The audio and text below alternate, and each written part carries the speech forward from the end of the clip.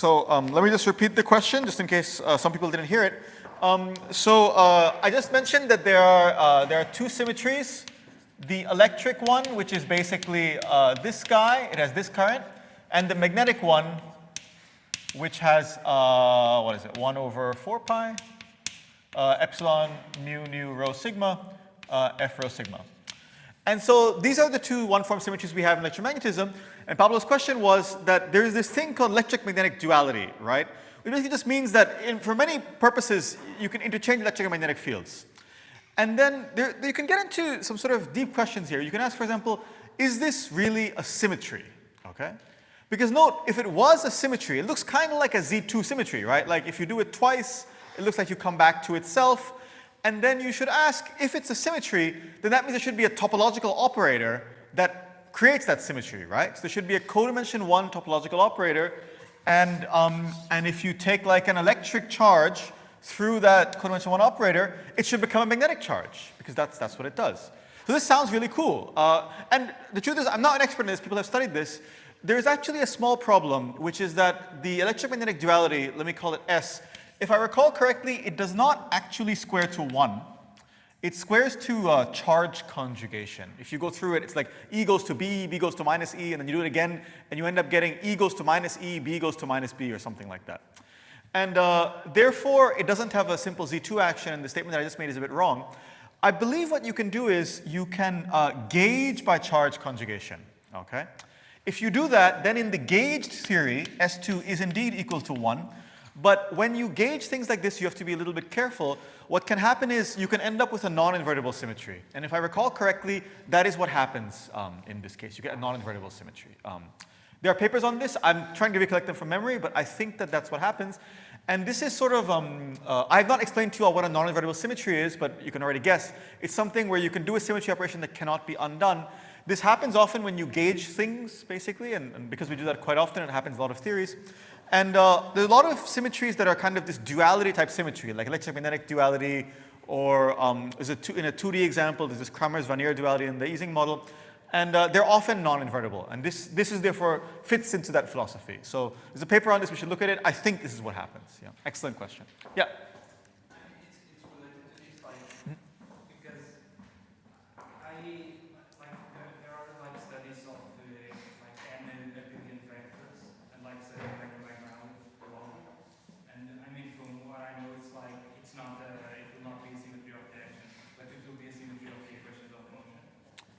Which symmetry? Sorry, could you say it again? Like electric magnetic duality, but like with the n vector fields, and people even show that you get SP to n. So I'm imagining I have like n vector fields, like this I runs from 1 to n. Okay, cool. Right, okay. Yeah. I mean, but yeah. So I was just wondering if you like could relate these because I know these just by. Right. Is it a? I'm not able to like connect to what you. Yeah. If I recall correctly, you're talking about a continuous symmetry rotating electric into magnetic. Is that what you mean, or? No, I don't. Because SP2 it will be continuous. Okay. I think yeah. I think it's like since it's not a symmetry of the action, you can Yeah, use that's another right. procedure to Yeah. current, but it actually turns out to exist. Right. If it's a symmetry of the equations of motion, but not of the action, I would be nervous that it's not actually a symmetry of the quantum theory at all. That's what I would be nervous about. In fact, I seem to recall that there's a temptation to rotate E and B, forgetting about the N, there's a temptation to rotate E and B into each other continuously. And I remember I've heard that temptation is actually wrong. You shouldn't, I think this is why, you shouldn't do that, because I don't think the quantum theory respects that. At the very least, there's a bit of an issue, because in the quantum theory, there's a sort of charge lattice of electric and magnetic charges. And roughly speaking, in the simplest one, you get like sort of integer electric charges, integer magnetic charges. And any duality sort of has to preserve this lattice of charges.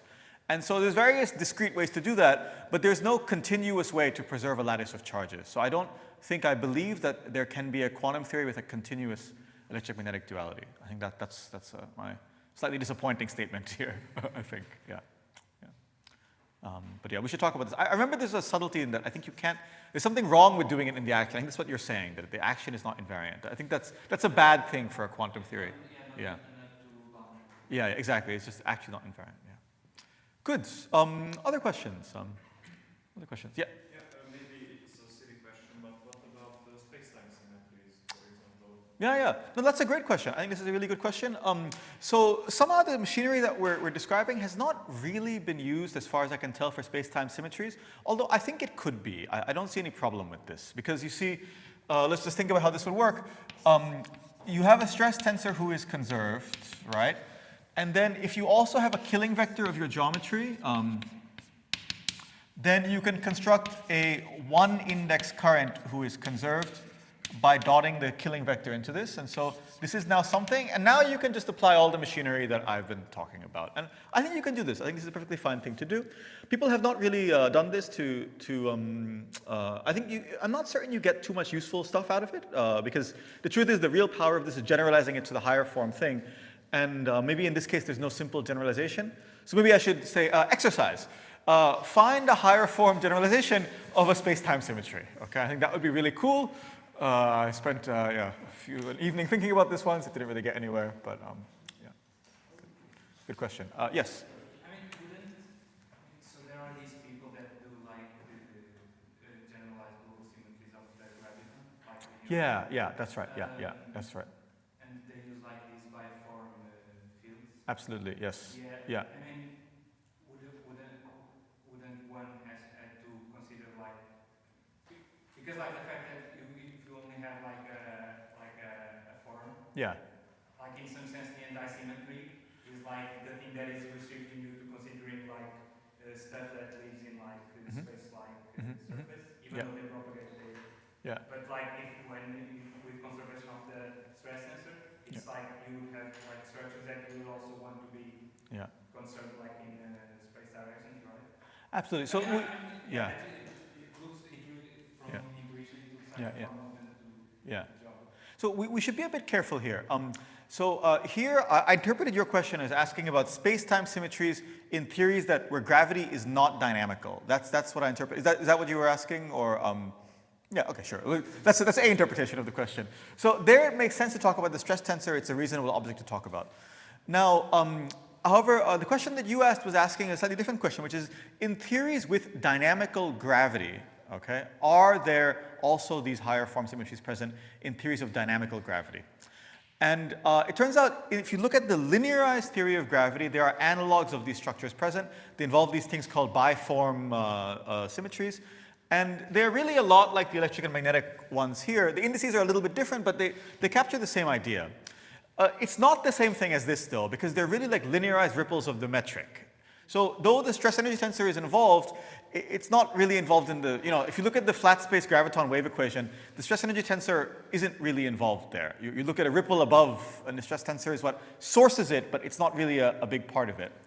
That story is interesting because actually, as far as I recall, they mention in these papers that they don't know how to think about it beyond the linearized level. That's, I think, because once you begin to include the stress energy tensor of the graviton field itself, in some sense, it seems to break all these structures. And so I think that there's something we don't really understand there yet. Yeah. We'll have the covariant derivative. Yeah. You have like that, like when you separate the derivative and the crystal.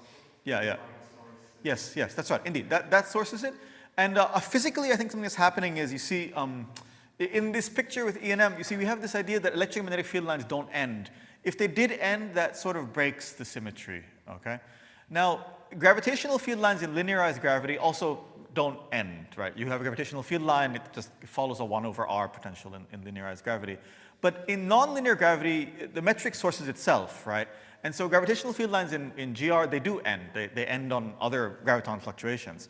And so I really think you lose some dynamics is lost when you go from the linearized thing to the nonlinear thing. This is again my fluffy, intuitive take on it from reading the paper a year ago, so I don't really remember. But I think there's space for understand something here, because having said all this disparaging stuff, this discouraging stuff, the truth is the graviton is massless for some reason, and there should be some dynamical principle behind it. And I'd be happy if there's a way to understand it from this point of view, but I think we're not quite there yet. The work you mentioned is, I think, the place to start to understand this. Yeah.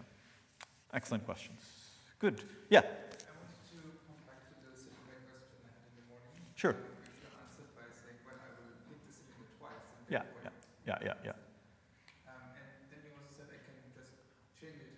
Yeah, yeah.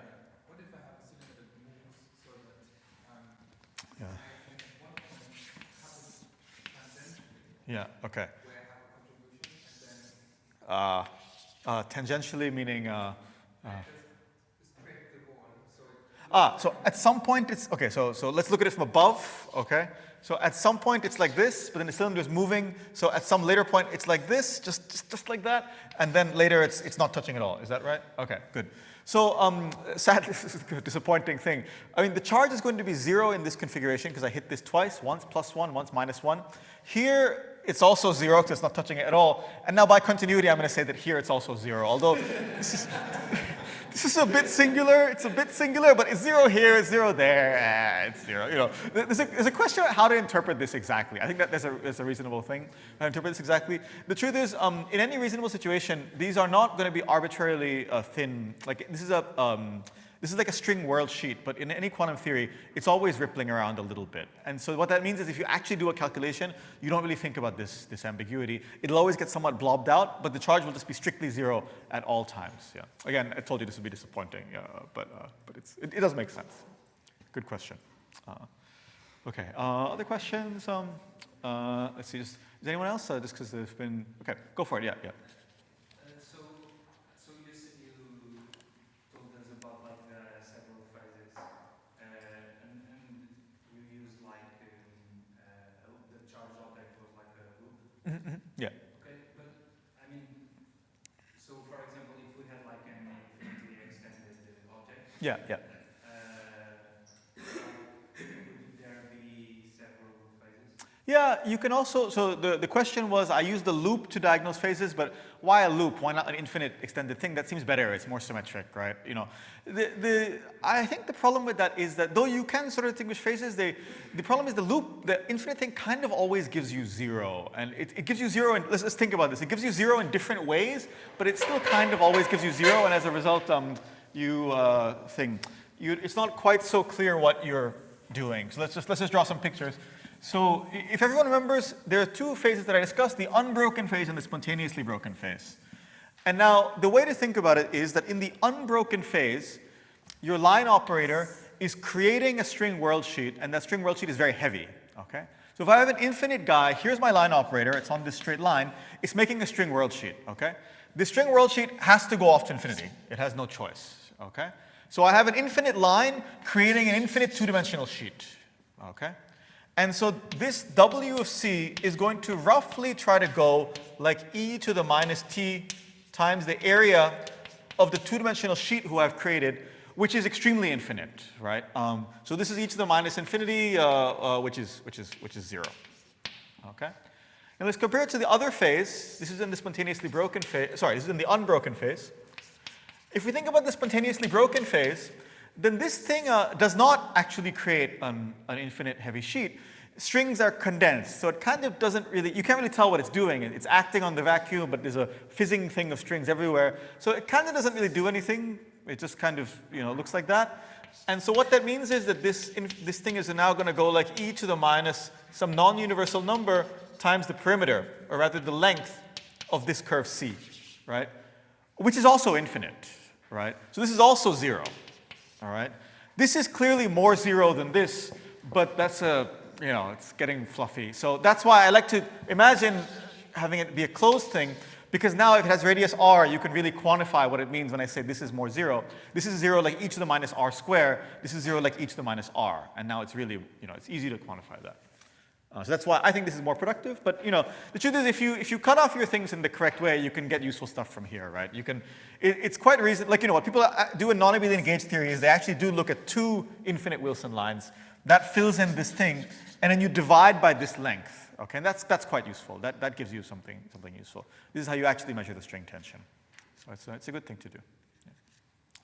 Yeah. Okay. Good questions. Any other questions, anyone? Okay. So if there's no questions, I was thinking that we could maybe try to warm up a little bit with this.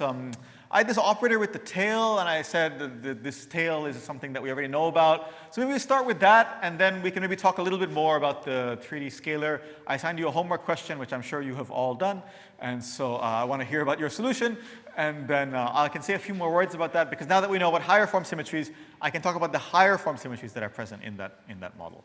Okay. So okay, let me start over here with the tail thing. So let me just remind you all what this is. If you have the notes, this is the exercise on page 15 of the notes.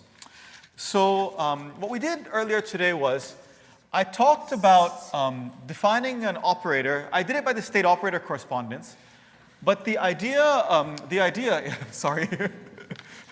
What you should do is wave, and I'll just go and you do a flag, exactly, yeah. If you recall earlier today, I talked about the following theory. Let me just write the theory down. The theory was just this, okay? It had some number here, but let's ignore the number. This is just a compact scalar in 2 dimensions, and the scalar was periodic, so theta is identified as theta plus 2 pi, okay? And I described for you a sort of an operator. I defined it by doing the state operator correspondence from the cylinder, but you can just think of it as being defined in the following way. I demanded that if you go around this circle, d theta, okay? So if I've inserted this operator here, if you go around a small circle around this point x, then the change in theta is 2 pi alpha, where alpha is not an integer, okay? So alpha is not in z. So what that means is theta does not come back to itself an integer number of times. And then I argued for you that this creates a line, a tail, that comes out, okay?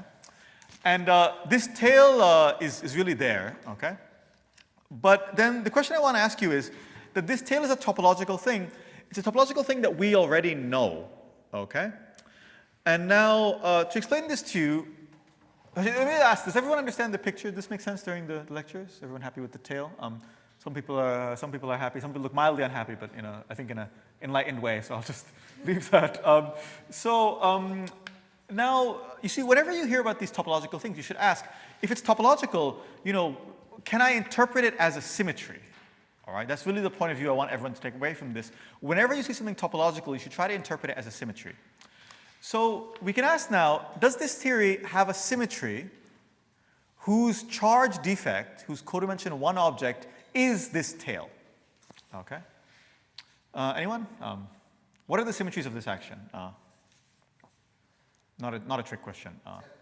Yeah, it's Z2, but let's be bolder than that. There's a continuous symmetry for this action. Shift symmetry, exactly. Okay. So theta, this action is the shift symmetry. Okay. Now, for every symmetry, you can create a topological defect. And my claim is that this tail, okay, is the charge defect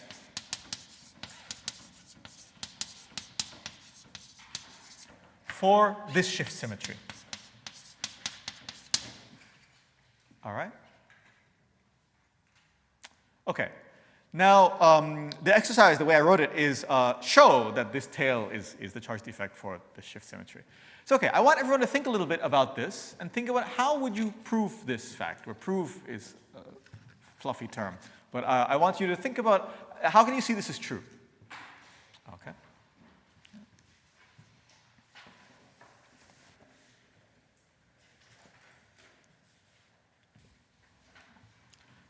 Okay. Okay, people have thought about it for like 2 or 3 minutes. So let's come back. So do people believe me that this is, can anyone share how they're approaching this problem? What do I think about to prove something like this? What is it that one actually does? Yeah. It's not, I'd say, completely obvious why this is true. So let's just think about first how we can see it, that it's true, okay?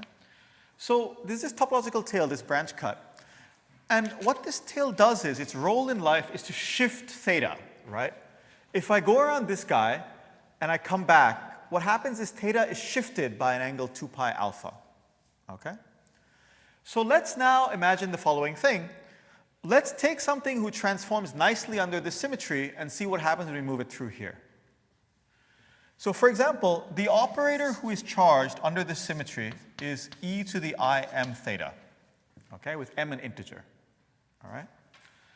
So let's imagine taking an object which is e to the I m theta, So here I've taken a local operator, and now I pass it through this line. What happens to this object? Well, it's pretty clear, right? Theta is shifted by 2 pi alpha as I cross this line. So therefore, this local operator goes to e to the im theta plus 2 pi I alpha. So in other words, I have just multiplied this by a phase, which is 2 pi I alpha times e to the im theta as I cross this line. But that's the whole point of the charge defect, right? If you have a topological operator that has a simple linear action on the local operator you want it to, then that's all the data that you need to understand what this is, okay? So that's one way to understand what's happening. Does that make sense to everybody, what's going on here? It's basically already present in the statement that this thing changes by 2 pi alpha when I go around, okay? Okay, so that's one way to see it. There's also a calculation you can do, which I'm not going to do, but I'm just going to sketch how you would go about doing it. What you can do is you can construct the Noether current for this object, all right? That Noether current is just d mu theta, all right? And then it's sort of fun to actually explicitly do some of the things that I've been talking about. So in other words, you can construct the object that generates a charge rotation by this. So construct this topological object. So that is, by the formulas that I've told you, is the exponential of, I've forgotten if there's a 2 pi in here or not, but it's e to the I alpha times the integral on some surface, on some C1, of n nu dotted into d mu theta, okay? And then this is integrated along the curve ds.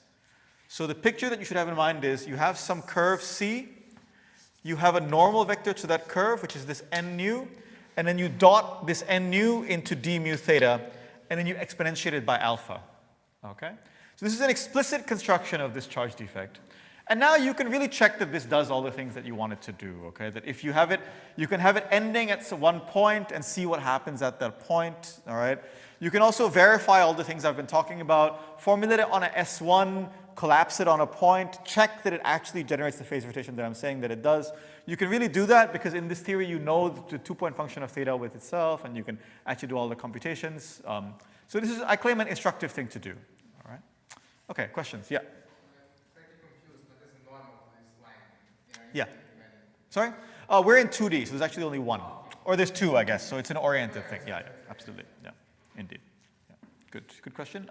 Yes? What is the action of the charge defect that is associated with the dual of that current? The dual of this current. Yeah, like epsilon mu, d mu. Oh, that's an excellent question. Okay, cool. So the question was, there are two symmetries here, right? This theory, not quite tall enough. So this theory actually has two symmetries, right? There's J mu, which is d mu theta, and then there's, let me call this the vector current, because if that's the vector current, this is the axial one, which is E nu d nu theta, right? Okay, and you can play the same game. You can construct the charge defect. It's kind of fun. Let's actually work this one out. So if we worked out this one, what we found was that it was integrate over ns, n nu d nu theta, where I integrate on some curve, right? Okay, let's play the same game here and see what happens, all right?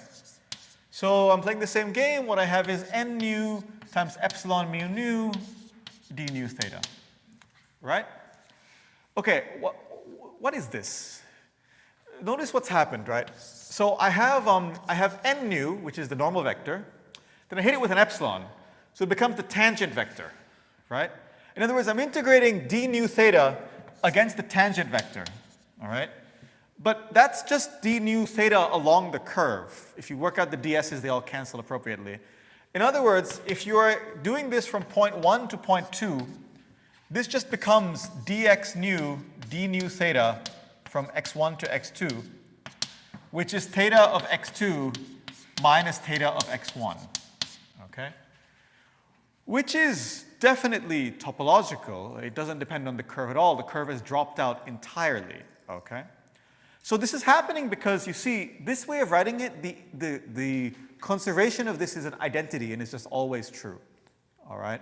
That's why this is such, this looks kind of lame. What this really, the way you should really think about this is that what this measures is, this integral isn't really theta of x1 minus theta of x2. It measures the integer winding of the field theta as you go around. That's what this really means, okay? And that makes sense if you, again, trace through what's going on. One of these things is the shift. The other one is the winding symmetry. People who study string theory will remember this. There's a shift symmetry and a winding. There's a bit of momentum and winding, and they're somehow dual to each other. And this one is associated with the winding. All right? So you can learn a lot from studying this thing in great detail. Yeah. Yes? Why is it necessary to talk about compact boson? Because it looks like all the symmetries could be even if they're not compact. Yeah. A lot of things don't really make sense if it's not compact, I would say. Like, to be honest, like, I couldn't really have played this game, right, if it was non-compact. I think that, let's see, how much of the game could I have played? Shift symmetry is still there. Shift symmetry is still there. The winding one isn't, though. I mean, that thing is still conserved, but I believe there are no operators that are charged under it anymore. There's a sense where the winding one goes away. Yeah. We can think about it, but I think it's the most fun to play with the compact one because that is the one where you can do the most things and where most things are well defined. Once you take away the compactness, then it becomes a little bit fluffy, I would say. In that you lose certain things, you have to figure out what exactly you lose, and at least I personally find it not that much fun to figure that out because in real physical situations, you actually always have the compact ones, almost always. Yeah, so I think that's the most fun. It's a bit of a cop-out answer, to be honest. Yeah, you should always think about the non-compact one as well, but yeah. Okay, good. Any other questions? Okay, so I think in the last 15 minutes, I want to talk more about the theory that we discussed yesterday, the compact boson, which is dual to the compact gauge field in 3 dimensions, because I give you a homework problem and I want to make sure that everyone has done it. So if you recall yesterday, what we did was we wrote down this theory, okay? And then we argued that this theory is the same as the theory with this action, dA squared, okay? Where theta is a compact scalar, but A is a one form, right? We have A mu here and just theta here, all right? So these 2 theories we argued are the same, all right? We wrote down what we can now call a zero-form symmetry, whose current in this language is d mu theta, and the same current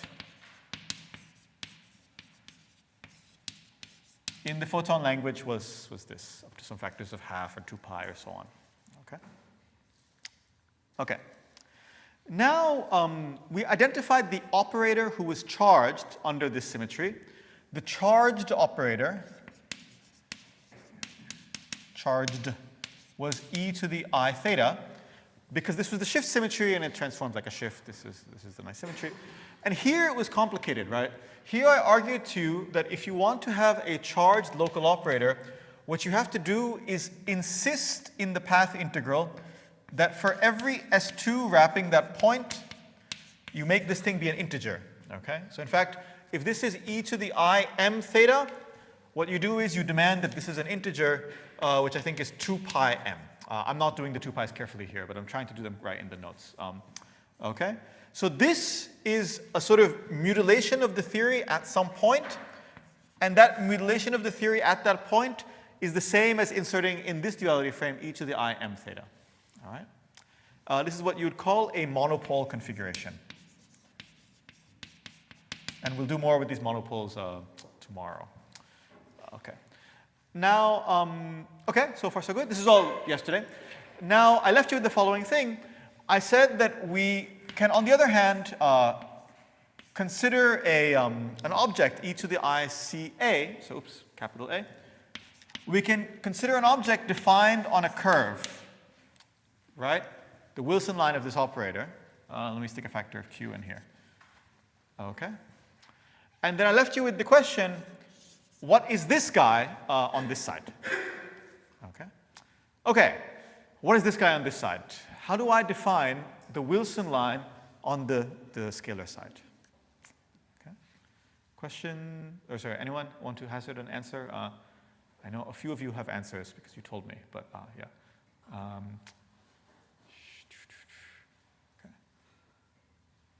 Yes, yeah. So, I mean, wouldn't the idea be the same in the sense that so the tooth line is like the operator that it's like ensuring that in the path interval we are only evaluating on those configurations. Yes, that's right, yeah. Or rather, it's where we're failing. At some point, we don't do it right. We violate the constraint at some points, and that's sort of what this means, yeah. Like df is 0 and on some points. Yeah, indeed. So yeah. Isn't the Yeah. now to do the dual to the Yeah. Wilson line? Yeah, yeah. Same idea work. Same idea, that's right, exactly. So what does that mean though, operationally? So over here it's very operational. You do your path integral. If you want to insert this operator, I'm like, when you're doing your path integral, take a small S2, cut it out, and demand that f be non-zero. Maybe a way to write this to make it seem a bit more, f is dA, right, more or less, yeah. So I can write that slightly wrong formula there. So, what is it that I do to the scalar field to insert this line operator on some curve C? So Be bold, the yeah. integral of the theta but evaluated on S1. Exactly, okay. What you do is you take a curve C and then you demand that as theta goes around that curve C, it comes back to itself up to an integer which I've called q. Okay? This is how you represent the simple thing on this side on the other side. Okay? So at this point, the parallel is close to complete, right? The object who's simple on this side becomes a disorder operator here. The object who's simple on this side becomes a disorder operator here. Over here, A ceases to exist at the core of the monopole. A makes no sense there. And over here, theta ceases to exist at this point. It's winding around 2 pi, so theta does not make any sense at the core itself. And that's okay, all right? So this is the idea, all right? Does that make sense to everybody, what's going on? Yeah, okay. And one thing I should do, okay, I can say a few more things, I think. So note that there's various things at this point that I could have done, right? You could have asked, what if you wanted to put something where this q was not an integer? All right? This is now exactly the same story as this, right? It's the same sort of idea. If q was not an integer here, so if I took q and made it like something like alpha, where alpha is a continuous parameter, then you can see what would have happened is that I would have ended up having something that comes back to itself not an integer number of times, all right? I would have something like this here, where this is an alpha, which means I would have a cut, right? My cut now would not be a one-dimensional line, but a two-dimensional surface, and theta would jump across that two-dimensional surface, just like it jumped across the line over here, all right? This is an example of a non-genuine line operator, all right? It's a line operator who has a 2D surface attached to it. Okay? And again, you just need to be careful. As long as you keep track of that surface, everything is fine. But if you forget that the surface is there, you get into endless confusion about what it means to have e to the I theta next to this object. Okay? All right, so let me now, again, make it q again. I feel uncomfortable. But, okay, so now this is well defined. And now, yeah. Sorry, I didn't really follow that. So Yeah. what is the charged object on this side? Is it still the Wilson line? Yeah, it's still, I've not actually told you what charged under what yet, but let me just write the formula down for that. So here I wrote down a current, and there's a charged object under the zero form current. Then really I should have drawn a line here, okay, and said we're now talking about a different object with a different symmetry. There's a symmetry here, which is the U1 one-form symmetry, all right? So for that, I need a two-index object, which is epsilon mu nu rho d rho theta here on this side, and which is just d mu a nu here, just f mu nu on this side, okay? So there's a one-form symmetry now, which is this guy. The charged object under the one-form symmetry is this line operator, okay? This is really how I should have introduced it properly. So now this closes the table, okay? This theory has a zero-form symmetry and a one-form symmetry. The charged object here is this thing, which is complicated on this side. The charged object here is a line operator, which is simple on this side and complicated on this side. The physics is the same in every duality frame, whether you can write it nicely or not. Okay? Okay, that makes sense to everybody? What's going on? Okay. Okay. So now let's see, what else should we do? Yeah, any questions about this? I worry because I can't really say the next thing I want to say in 5 minutes. So I'm thinking I'll just say it anyway and then leave it in an enigmatic manner.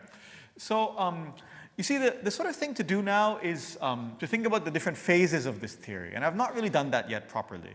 Okay? But I did argue for you that when you have a one-form symmetry like that, that one-form symmetry can be either spontaneously broken or unbroken. Okay? So let me just tell you, without really proving it, that in this phase, it's spontaneously broken. Okay, we'll talk about this more tomorrow, but this is a spontaneously broken phase. And I haven't proven it for you, but you can kind of see why. I mean, if you imagine inserting this Wilson line into that action, I mean, you're not going to get an area law, right? You have to do a calculation, but I mean, it's not going to make some sort of sheet. It's not going to create an area law. Okay, that's not the case. However, it's actually well known that if you formulate U1 compact QED in 3 dimensions, it is actually generically in a confined phase. Okay? So this low energy action is not actually capturing what really happens if you define this, for example, on the lattice or as the low energy limit of a non-abelian gauge theory. Something happens and you end up in a confined phase. So I don't want to talk about the microscopic dynamics of that now, because again, I only have 6 minutes left and not 8. But let me ask you, suppose I wanted to mutilate this action so that I get an area law. Okay? So let me just write this here. So the question I want to ask you is, can I mutilate, you should do this on the scalar side. Can I mutilate this action, grad theta squared, to get an area law?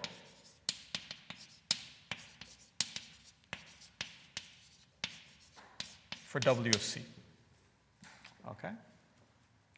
So I claim there's a term you can add to this action, and that term is local in the theta variables.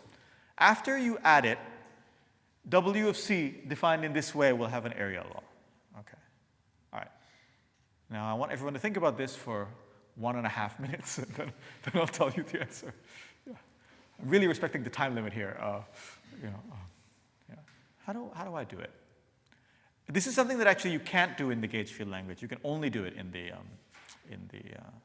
scalar language, and that's why it's important to have access to both. How do we do it? So remember, the line creates a winding of theta. Okay.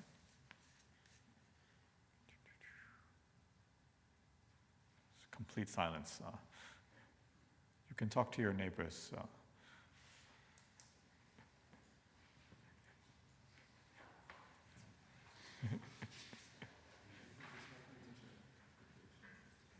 One is.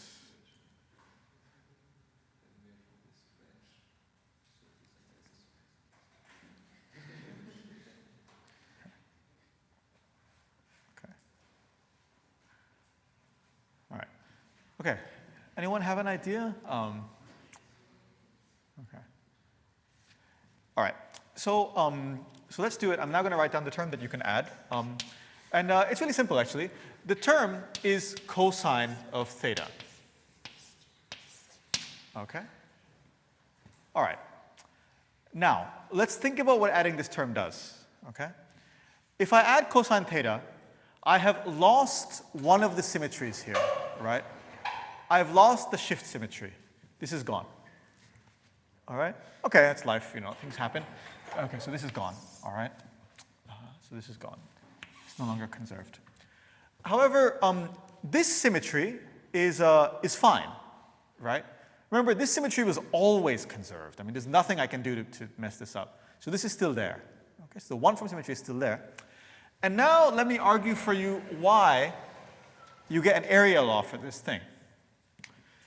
So now that I have cosine theta, the potential for theta is no longer flat. Instead, it looks like this, right? Something like this. This is cosine, yeah. Okay. In other words, theta wants to be here, or so on. Okay. kind of wish I wish I'd shifted this to the, imagine that I add theta plus whatever I need to get this to be the bottom. So that will just make this a bit easier. To get this to be bottom at 0. I guess, no, sorry, never mind. Excuse me. Cosine theta means the potential is minus, I did it right the first time. If I add plus cosine theta, the actual potential is minus cosine theta, and therefore it looks like this. This is the potential. Good. Okay. So in other words, theta is no longer a free thing. Theta now wants to be at either 0 or 2 pi or 4 pi or so on. Okay. Now, what happens if you force theta to wind around something? Okay. So I'm now going to draw a picture. This is an intrinsically three-dimensional thing, actually. So now I have theta, okay, and I'm forcing it to wind. So in other words, if theta starts out being 0 here, okay, I'm forcing it to wind so that when it comes back, it's again at 2 pi here. 2 pi and 0 are the same, so that's okay, all right? But everywhere here, theta is being forced to explore some region that it doesn't like, an energetically unfavorable region, okay? So what will theta want to do? Theta is going to want to compress its, badness into as small of a region as possible in Euclidean space, okay? In other words, it's going to want to be 0, 0, almost, it's going to want to be 0 here, 0 here, 0 here, 0 here, until finally, in some really tight little angle over here, it's going to want to go all the way from 0 up to 2 pi. So it's going to want to traverse everything. It's going to want to traverse the whole distance from here to here in a tight little angle, okay? That tight little angle is, if you think about the geometry, is a two-dimensional sheet, all right? And that two-dimensional sheet will have a tension, which is basically the integral of the potential from there to there, which is now non-zero, okay? So in other words, by adding this term here, I'm creating something very violent. If I force theta to wind, it's going to do its winding in a two-dimensional region, and that two-dimensional region is this vortex sheet. Or sorry, I shouldn't call it a vortex. Is this sheet, okay? And now, based on this you can now do a more careful calculation and show that because of that, the action of this configuration goes like the area, and so the Wilson line itself is the exponential of the action, and this thing again goes like the area of this thing, okay? So this, what I've just done in a very sketchy way, is basically what's called Polyakov confinement, okay? So what Polyakov did is he showed that if you have QED in 3 dimensions, if you do the non-perturbative dynamics and so on, all kinds of stuff happens like a gas of monopole instantons, and you do the sum over the gas of monopole instantons, and what ends up happening is it adds a term like this in the dual frame, okay? And then once you have this term, then if you minimize the action, then you find this area law, okay? So this is what Polyakov did to show confinement in 2 plus 1D. For him, the hard part, I think, was really showing that this cosine theta is there. But once you do that, then you get this answer. Okay? Okay. Does that make sense to everybody? That was a lot of physics in a rather short time. But yeah. Questions? Yeah. So does it work even for functional cosine theta? Yeah, I mean, if it's a function, it would become. I think that the real point of this is that it is still periodic. But any periodic non-zero function will work, to be honest. That's the only, you can see that's the only important thing, right? It could be whatever it wants, as long as it's periodic and not constant. Yeah, that's right. I don't think it's actually cosine theta itself. It's only cosine theta if in a very particular limit where the sort of what happens is monopoles proliferate. And only in the limit where the monopole proliferation is very, very weak, the dilute monopole gas limit, is it cosine theta. Actually, it's a sum over all harmonics where all the other harmonics are suppressed by something. Yeah. Good question. Okay. All right. Let me take yours and then yours. Yeah. And then, yeah. Okay. You first. Yeah. Yeah. Yeah. So are there other options to achieve the same thing that we have, this area law? Yeah, there are other options. For example, in 4D, it doesn't work like this. Is in that I don't know how to write down a simple effective action like this. So the thing about 3D that's nice is that you can write down this simple dual action that captures the basic idea. But there's many other options, and I think it's usually more complicated in that you can't write something simple to achieve it. Yeah, that's right. Yeah. And ask the other way around, if I add a random term, like Yeah. a weird function, Yeah. would it be unbroken or spontaneously broken? I think you have to do a calculation, to be honest. You have to calculate, Okay, to be honest. like Yeah. In most cases it's unbroken. It's just I wouldn't. I I don't really want to. I think what I normally do is you look at the term and you see if it's spontaneously broken and it's continuous, there must be a gapless degree of freedom. So if whatever term you added has gapped out all the degrees of freedom, like this one does, right? The cosine says there is no longer a gapless degree of freedom. At that point, actually, it has to be unbroken because, okay, it's either unbroken or inconsistent. So assuming it's still consistent, the fact that there's no gapless degree of freedom, if the symmetry still exists, means the symmetry must be unbroken. So you can tell immediately there, yeah. So that's a quick way to do it. But sometimes it's not so easy to tell, right, whether the theory is still gapless or not. And then you have to really figure it out. Yeah, good. Yeah, okay. And you had a question, I think? Yeah. I didn't follow why all the change in theta has to happen in this small angle. Yeah. That's an energetics thing. So the truth is you have to do a calculation to show that. But the point is if you want to minimize the energy, because it's like if you know you have to do a change in something and you want to do that change in a way that minimizes the cost of doing it, it's usually energetically favorable to do it in as small of a region as possible. That's just the idea. Okay, so it's the same reason you have sort of like if you have like a spontaneously broken Z2 symmetry, you get kinks, right? And the kink movement happens over a small region, right? Why does that happen? It's kind of the same region. A better way to say it is that there's like a scale here that sets the size over which this happens, and you have to do a calculation, but it's really the same idea. Yeah. You should really have to do a calculation. Is really what I'm saying here. Yeah, but it's a good thing. Yes. No. Yeah, just Yeah. if you want to explicitly calculate this configuration, by, I don't know, doing something like a Volk-Norman trick in the action, right? Maybe. I don't. Yeah. Yeah. You could try. Those tricks normally only work if there's some extra symmetry, right? Like some sort of supersymmetry or something that makes it possible to do that trick. I don't know that this has such a structure. Yeah. Right, so then Yeah. then they itself. I think you have to be honest, yeah. But Polyakov discusses this, I think. I forget what he actually does, but it's a PDE, but you can think about it. It's not that bad. Yeah, it's not that bad. Yeah. Absolutely. Okay, we are past the time. So let me just thank everyone again, and I'll see you all tomorrow.